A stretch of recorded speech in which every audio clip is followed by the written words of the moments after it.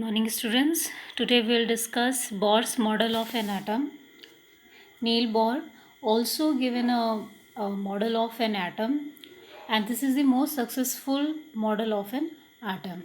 Okay, so according to him, Niels Bohr, he put forward the following postulates of an atom. So according to him, the special orbits, these are known as discrete orbits. It is the path where the electrons rotate. Okay, revolve जो कर रहे थे, जो हमने कहा था कि एक एटम है और एटम में रदरफोर्ड ने कहा था कि जो इलेक्ट्रॉन्स हैं they are not in the centre, they are somewhere in outward and they are also in continuous motion. जो इलेक्ट्रॉन्स हैं वो कहीं बाहर की साइड रहते हैं, पेरिफेरल साइड में रहते हैं, सेंटर में तो प्रोटॉन रहता है, न्यूक्लियस जिसे कहते हैं. इलेक्ट्रॉन्स कहीं साइड में रहते हैं और वो कंटिन्यूस मोशन में रहते हैं, वो रिवॉल्व करते रहते हैं. सो बोर्ड ने बताया कि वो ऐसे ही कहीं भी रिवॉल्व नहीं करते हैं. किसी भी एटम में उनका एक स्पेसिफिक पाथ होता है, एक रास्ता होता है जिसमें वो कंटिन्यूस मूव करते रहते हैं, उनका मोशन उसमें चलता रहता है. एंड उस ही ऑर्बिट को कहते हैं डिस्क्रीट ऑर्बिट्स, या हम उसके नाम आगे पढ़ेंगे कि वहाँ पर वो कैसे चलते हैं, वो हम देखेंगे उन ऑर्बिट्स को क्या कहा जाता है. लेकिन मेन बात जो उन्होंने बताई थी स्पेसिफिकली, क्योंकि न्यूक्लियस में प्रोटॉन है, ये बात तो बहुत सही थी रदरफोर्ड की. थोड़ा सा वो यही एक्सप्लेन नहीं कर पाए थे कि इलेक्ट्रॉन्स कैसे अरेंज्ड हैं, तो इन्होंने इलेक्ट्रॉन के ऊपर काफ़ी मेन बता दिया था बोर मॉडल ने कि इलेक्ट्रॉन एक डिस्क्रीट पाथ पर ही रिवॉल्व करते हैं, और जब वो इस पाथ पर रिवॉल्व करते हैं तो वो कोई भी एनर्जी रेडिएट नहीं करते हैं, रिलीज़ नहीं करते हैं. जैसा कि रदरफोर्ड के मॉडल में यही सबसे बड़ा ड्रॉबैक आ रहा था कि वो कोई एनर्जी रेडिएट करेंगे, एनर्जी लूज़ करेंगे. जब उनकी एनर्जी लूज़ हो जाएगी तो वो सेंटर की ओर गिरने लगेंगे, न्यूक्लियस की ओर गिरने लगेंगे, ये उन्होंने कहा था. मतलब उनके एटम का जो उन्होंने मॉडल दिया था उसके अकॉर्डिंग ये बात आ रही थी. लेकिन बोर मॉडल में बोर ने ये बात बहुत क्लियर करी थी कि जब भी इलेक्ट्रॉन्स अपने इस ऑर्बिट में, स्पेसिफिक ऑर्बिट में रिवॉल्व करते हैं, घूमते हैं, तो वो किसी भी तरह की कोई एनर्जी रेडिएट नहीं करते. तो ये चांस कि वो अपने इलेक्ट्रॉन्स एनर्जी लूज़ करके सेंटर की ओर गिर जाए, ऐसा नहीं बनता है.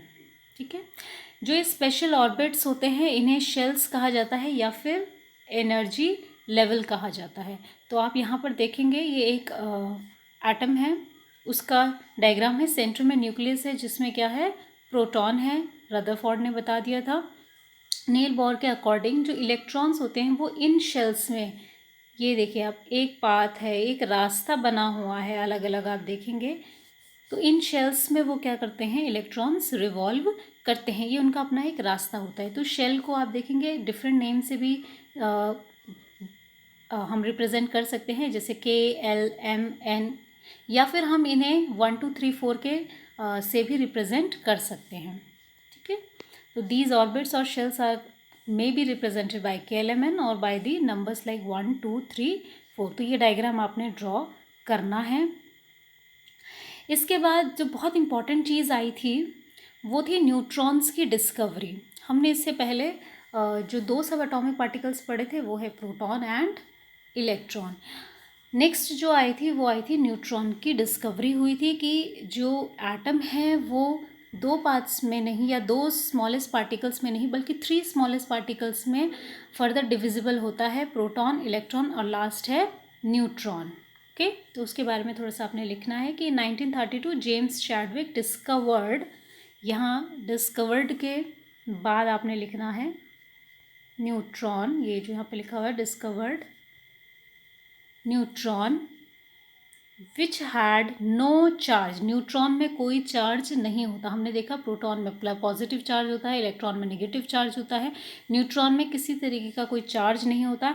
And its mass is nearly equal to that of a proton. इसका मास भी प्रोटॉन की इक्वल होता है. जैसे हमने कहा था कि प्रोटॉन का मास को 1 यूनिट लेते हैं, तो हम कह सकते हैं कि न्यूट्रॉन के मास को भी 1 यूनिट कंसिडर किया जा सकता है. ठीक है, नेक्स्ट पॉइंट आपने लिखना है कि neutrons are present in the nucleus of all atom.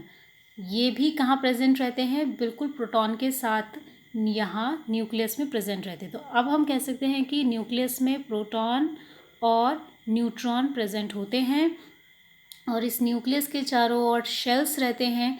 In shells में इलेक्ट्रॉन प्रेजेंट होते हैं एक्सेप्ट हाइड्रोजन।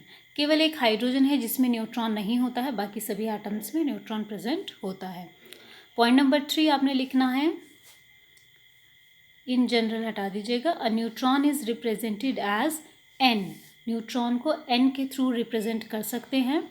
नेक्स्ट पॉइंट है, the mass of an atom is the sum of the masses of protons and neutrons present in the nucleus. अब हमें किसी भी atom का अगर मास निकालना है, कैलकुलेट करना है कि उसका मास कैसे निकाल सकते हैं, तो हमें सिंपली उसके प्रोटॉन का मास प्लस उसमें प्रेजेंट न्यूट्रॉन का मास, इन दोनों को अगर हम ऐड कर देंगे तो वो टोटल किसका मास हो जाएगा, पूरे के पूरे एटम का मास हो जाएगा। इसमें हम इलेक्ट्रॉन को नहीं कंसिडर नहीं कर सकते हैं, क्योंकि आपको बताया था कि इलेक्ट्रॉन का मास नेग्लिजिबल कंसिडर किया जाता है।